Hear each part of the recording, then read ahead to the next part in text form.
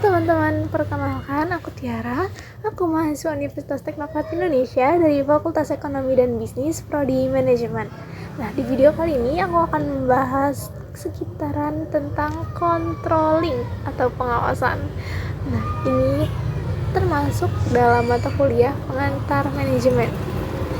Untuk tahu lebih lanjut, simak video berikut ini.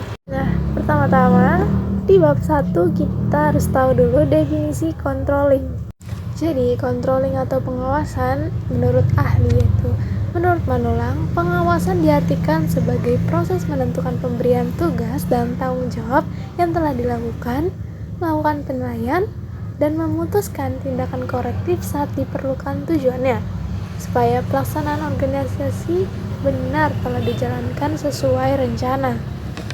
Nah, sementara menurut Teh Hani Handoko, pengawasan dipandang sebagai suatu proses untuk menjamin pencapaian tujuan-tujuan organisasi dan manajemen organisasi. Nah, itu dia definisi dari controlling.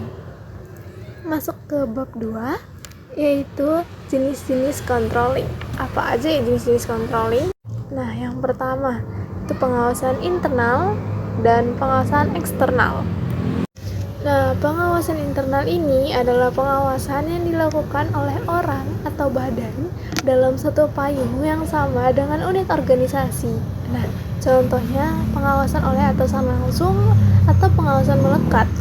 Dalam artian bisa kita sebut both in control. Sementara pengawasan eksternal sendiri adalah pengawasan yang dilakukan oleh lembaga atau unit pengawasan tertentu di luar unit organisasi yang dimaksud. Contohnya ini lembaga Badan Pemeriksa Keuangan atau BPK yang bersifat independen dan bebas dari pengaruh kepentingan manapun. Jenis yang kedua yaitu pengawasan preventif dan pengawasan represif. Pengawasan preventif ini mengacu pada waktu penyelenggaraannya. Kegiatan pengawasan tersebut dilakukan sebelum kegiatan. Nah, ini bertujuan untuk menghindari munculnya penyimpangan dan kesalahan. Sementara yang kedua yaitu pengawasan represif. Nah, pengawasan represif ini dilakukan setelah kegiatan selesai. Salah satunya lewat pelaporan kegiatan tahunan di suatu organisasi. Contohnya laporan keuangan yang disampaikan manajemen perusahaan kepada para pemegang saham. Nah, jenis pengawasan yang ketiga yaitu pengawasan aktif dan pengawasan pasif. Pengawasan aktif ini langsung dijalankan di lokasi operasional tempat organisasi tersebut berada. Sedangkan pengawasan pasif disematkan pada tindakan pengawasan yang dilakukan dari jarak jauh. Misalnya melalui pemeriksaan surat-surat, dokumen, maupun laporan kegiatan. Nah, jenis pengawasan yang ketiga yaitu pengawasan aktif dan pengawasan pasif. Pengawasan aktif ini langsung dijalankan di lokasi operasional tempat organisasi tersebut berada. Sedangkan pengawasan pasif disematkan pada tindakan pengawasan yang dilakukan dari jarak jauh.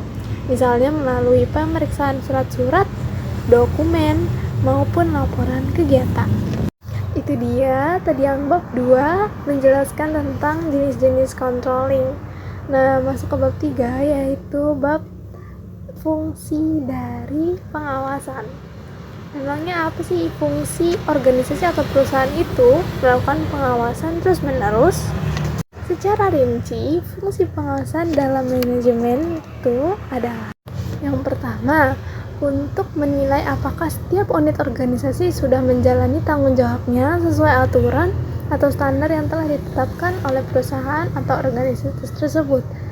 Apakah mereka bertanggung jawab atau tidak? Yang kedua, untuk menilai apakah semua dokumen, surat-surat, maupun laporan dibuat benar-benar mempresentasikan kegiatan yang dilakukan oleh organisasi tersebut.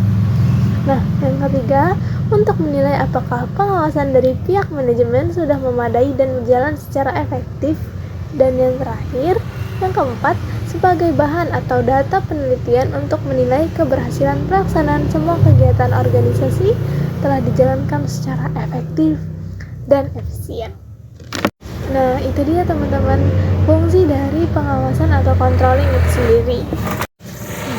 Pentingnya bagi sebuah organisasi atau perusahaan ternyata untuk melakukan sebuah controlling untuk jangka panjang ini, agar tetap terlaksana kegiatan untuk jangka panjang dengan baik, secara efektif dan efisien. Nah, itu dulu materi dari pengawasan atau controlling dari mata kuliah pengantar manajemen yang aku sampaikan tadi. Terima kasih telah menonton video ini.